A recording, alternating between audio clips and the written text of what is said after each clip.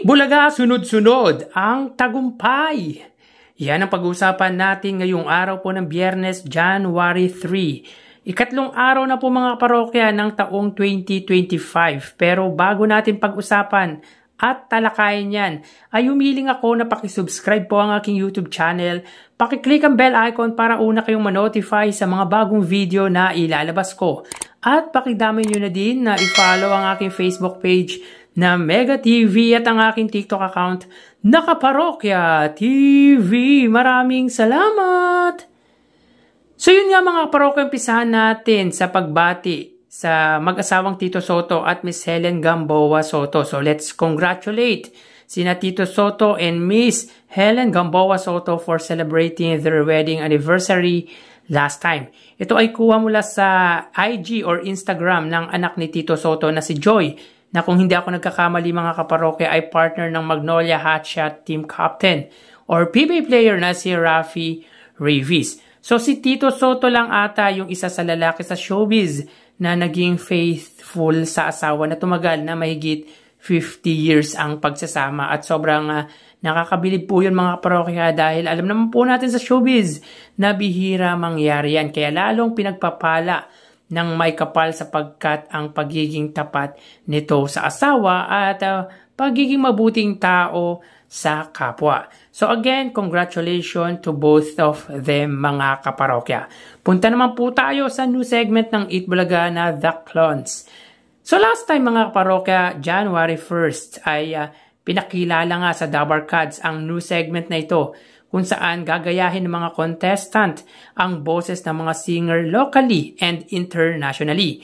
So kahapon nga ay nagsimula na ang The Clones at ang naglaban ay ang clone ni Moira De La Torre at Gary Valenciano, kung saan ang nagwagi ay ang clone ni Pure Energy na si Lucky Robles. Though magaling din naman ang isang contestant, pero mas nanaig ang galing ni Lucky Robles as clone ni Pure Energy. So congrats kay Lucky Robles mga kaparokya.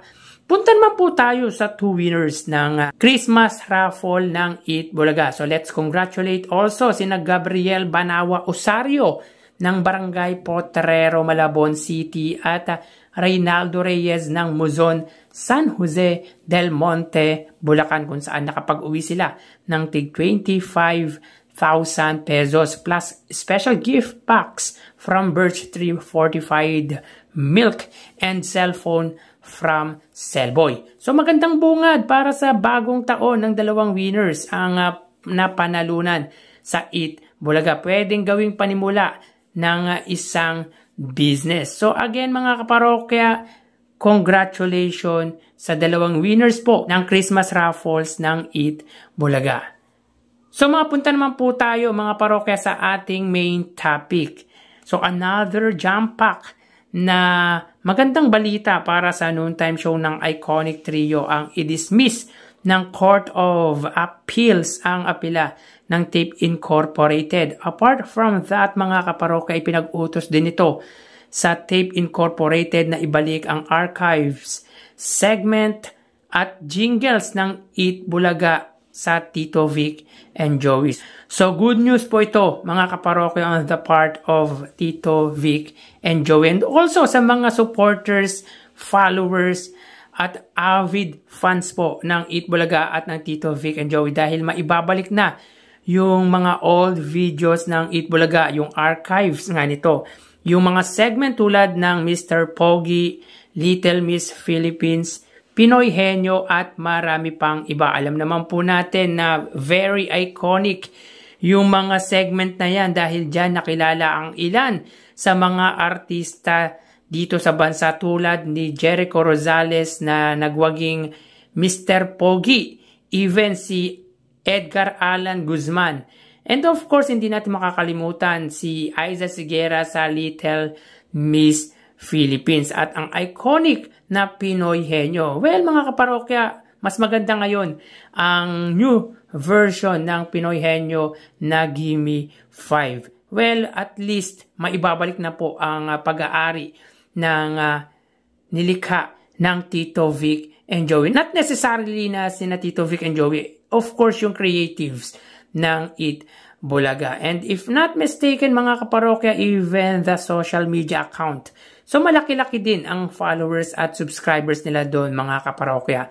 So yun nga, sabi ng Court of Appeals ay hindi daw napatunayan ng Tape Incorporated na sila ang lumikha ng Eat Bulaga. Dahilan para i-dismiss ang appeal ng mga ito at ipag-utos na ibalik sa tunay na nagmamay-ari nito. So very good news po talaga ito mga kaparokya at bad news naman po sa Tape Incorporated dahil yan na lang po ang legacy na pwede nilang maiwang alaala ay ipinabawi pa ng korte. Well, ganun talaga mga kaparokya, kailangang ibalik sa tunay na nagmamay-ari. Kaya tanggapin na lang. Kaya siguro yung tape defender nakikisawsaw sa movie ni Daryl Yap dahil wala nang maibato against sa Eat Bulaga ng iconic trio na wala din naman basihan kung totoo ba na may sala ang legendary trio. Well mga kaparokya, panoorin nyo po ang interview ni Hil Guerrero at Miss Guada Guarin. Mas malilinawan po tayo doon patungkol nga sa rape case or yung sa kinaso ni Pepsi Paloma back in 1982. So yun yung mga parokya, si Miss Guada Guarin ang isa sa kasama po ni Pepsi Paloma nung nagsampa po sila ng kaso sa legendary trio or particular kina Richie D. Horsey, Joey De Leon at Vic Soto. Mas malinaw po yun mga kaparokya at malalaman ninyo kung ano po talaga ang attitude meron si Miss Pepsi Paloma. Pasensya na po mga kaparokya, patay na po si Pepsi Paloma. Sana respetohin din po natin. So hanggang dito na lang po mga kaparokya, magsiingat po tayo. Thank you and God bless.